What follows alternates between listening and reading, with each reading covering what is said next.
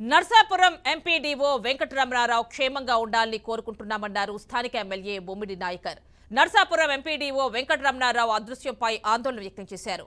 MPDO అదృశ్యం కావడానికి Narsapuram Madhavayipalem రేవుపాట వ్యవహారమే కారణమన్నారు. MPDO విషయంలో అవాంఛనీయ సంఘటనలు జరిగితే రేపు పాటదారుడు వైసీపీ నాయకుడు చినరెడ్డప్ప దవేజీ, అదేవిధంగా మాజీ ఎమ్మెల్యే ముదునూరి ప్రసాదరాజు, జేఏసీ సభ్యులు పై చట్ట చర్యలు తీసుకుంటామన్నారు. ఇక ఎంపీడీఓ కుటుంబానికి అండగా ఉంటామన్నారు. ఈ సమస్యను సీఎం చంద్రబాబు దృష్టికి తీసుకువెళ్తామన్నారు. ఏదైతే నర్సాపురం మండలానికి ఎంపీడీఓ చేస్తున్నారో వెంకటరమణారావు గారు, ఆయన గత వారం రోజుల నుంచి కూడా మరి లీవ్లో ఉండి మరి నిన్నటనే మరి పేపర్లో కానీ మరి మీడియాలో కానీ వస్తుంది, ఒక మిస్సింగ్ అవడం, మిస్సింగ్ కేసు కింద వాళ్ళ పేరెంట్స్, వాళ్ళ భార్య కానీ వాళ్ళ బిడ్డ కానీ వెళ్ళి కర్నూలు పోలీస్ స్టేషన్లో కంప్లైంట్ ఇచ్చారని చెప్పి ఆయన కనబడతలేదని చెప్పి నిన్న ఇవ్వడం కూడా మాకు కూడా మా దృష్టి.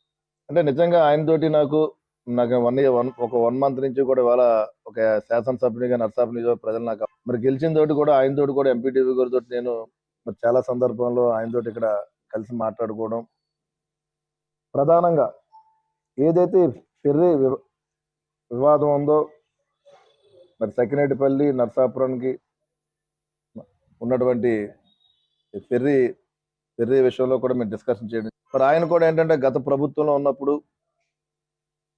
మరి ఆ రోజున వాళ్ళ కాల పరిమితి ఒక 1 ఇయర్ అన్నది పరిమితి అయిపోయినా సరే ఆ రోజు మరి కాంట్రాక్ట్ కింద దవేజీ గారు మరి ఆయన కూడా మరి ఆ రోజు ఎమ్మెల్యేగా ఉన్నటువంటి శాసనసభ్యులు ముదునూరు ప్రసాదరాజు గారు ప్రధాన అనుచరుడు. ఆయన కూడా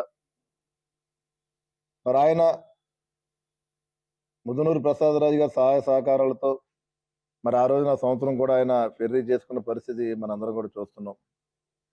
మరి ఎలక్షన్లు వచ్చినాయో లేకపోతే ఏదన్నా కానీ మరి రెండోసారి ఇది పాటకి మరి ఎంపీడీఓ గారి ఆధ్వర్యంలో మరి పాట పెట్టాలి, ఆక్షన్ పెట్టాలి.